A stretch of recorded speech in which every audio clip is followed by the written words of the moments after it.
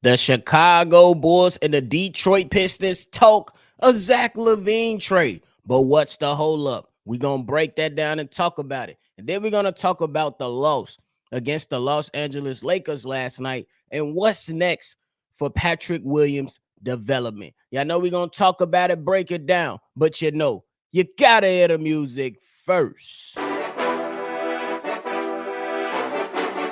Cognac. Gang.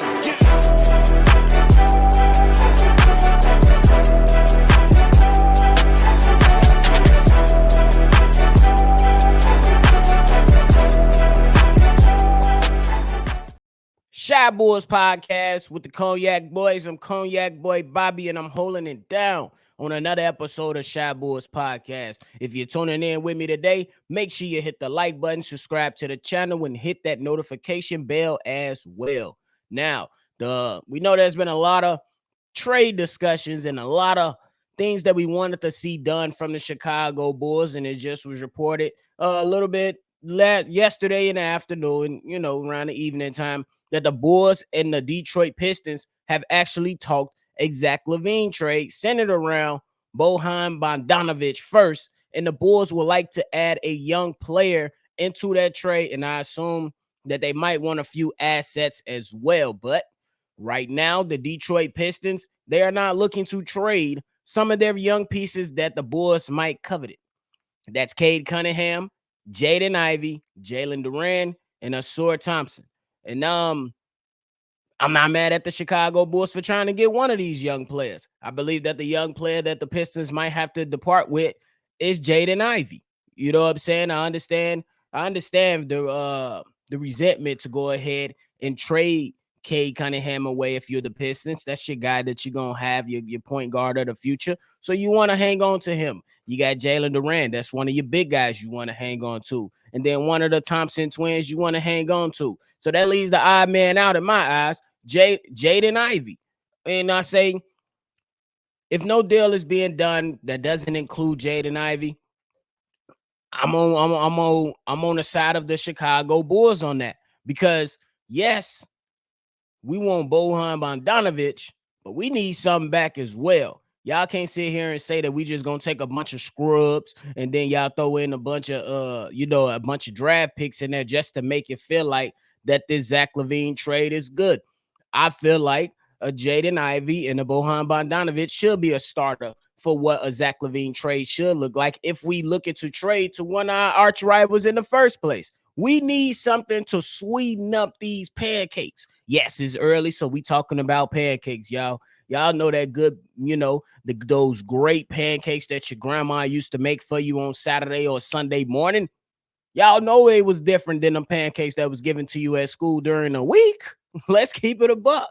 So when it comes to the Bulls and the Detroit Pistons, talking anything trade, we need something to sweeten the deal. To sweeten the deal, we need Jaden Ivey if we was going to even consider it. And I'm with the Chicago Bulls in this regard. If y'all don't want to come up and give me some young assets, something that's going to help me continue to build my team, but you want me to give away an all-star caliber player who can drop 30 on any given night, who's going to be electrifying for your organization, who gave up 28 losses this season, you need a player like that if you're the Detroit Pistons. But if you don't want to depart with one of your young guys, you can continue to do what you gonna do. And I'm with the Chicago Bulls in this regard. Y'all within the division, y'all are within the conference, so we gonna face y'all about 4 times a year. I need something good in return. That's just what it really comes down to. And honestly, I can't wait to see if this is something that the Chicago Bulls continue to engage their interest in, because I would say if you go get Bojan Bogdanovic or Jaden Ivey, you get you a veteran guy who can go ahead and empty the clip from the 3-point line and, give you some veteran presence and some leadership. And then you got a young budding, I'm not ready to say star, but a young improving player with a lot of upside, in my opinion, so we can determine what his ceiling will be in Jaden Ivey. So if you're the Detroit Pistons and you want Zach Lavine to go ahead and add on to what you got working over there, with the Detroit Pistons, we got to talk Jaden Ivey if that's something that if that's something that they want to get done. So we'll see what happens with that. And we'll keep monitoring that right over here on Shy Bulls Podcast. So make sure you hit that notification bell. So when the news drop, if a trade happens for the Chicago Bulls, you can tune in and have that news available ready for you. So now we move on to the last topic of the day. The last night. Oh my God, last night. The Chicago Bulls. They went up in the late night game, 10:30 Eastern PM.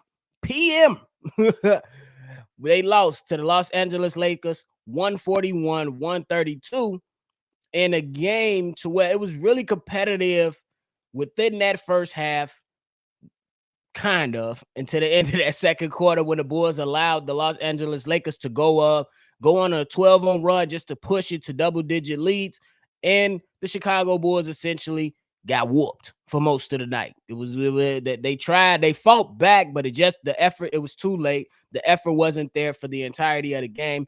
I mean, and sometimes those things just happen. You seen DeMar DeRozan get a Bulls 32, Nikola Vucevic get him 20, Kobe White get him 25.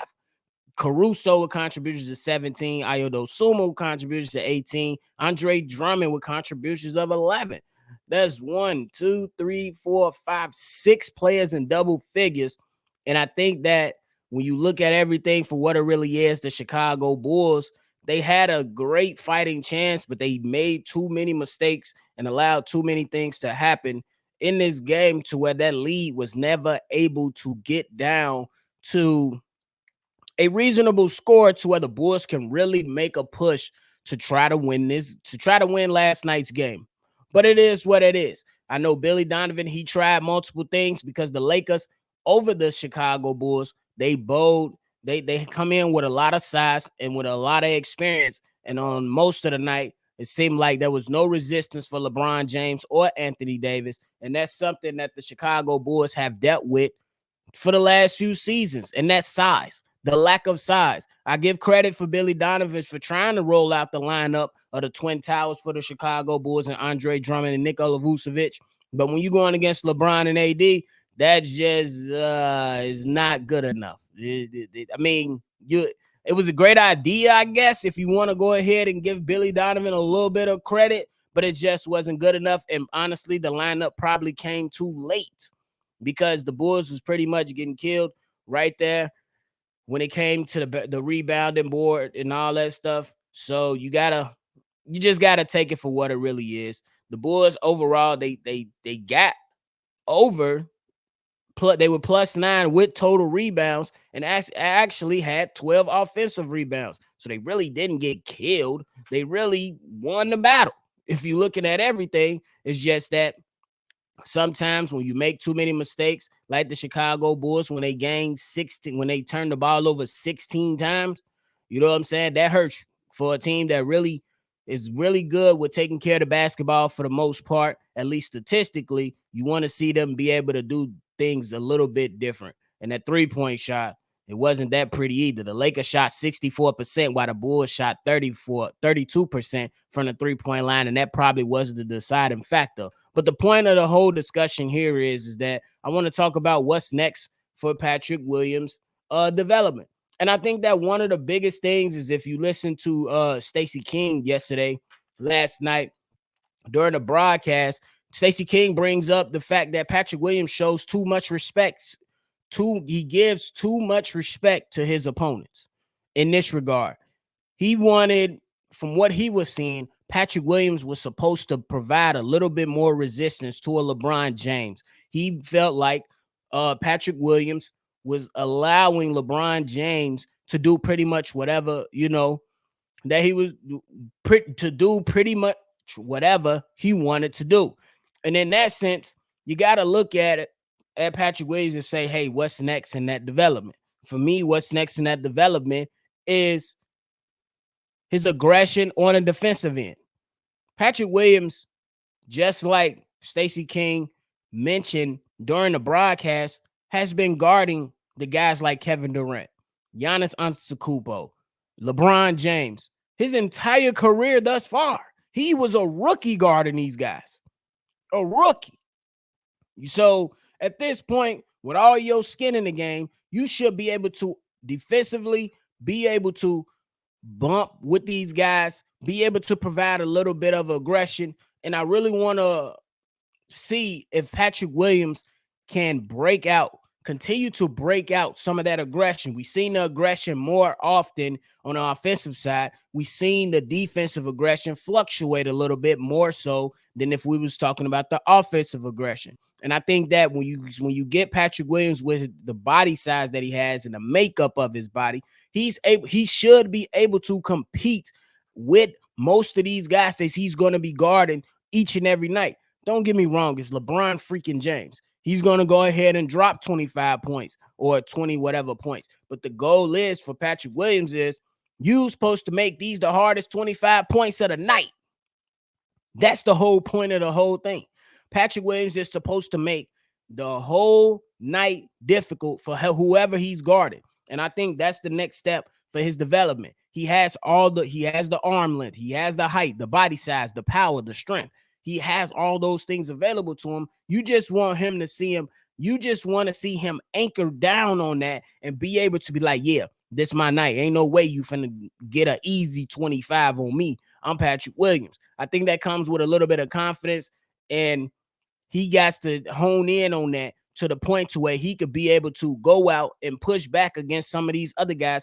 And then I also think once that defensive aggression starts on the defensive side, that can help him offensively gain more confidence. If you sitting there, you making it difficult, you getting your hands in the passing lane, you causing more steals, getting a couple blocks, et cetera, et cetera.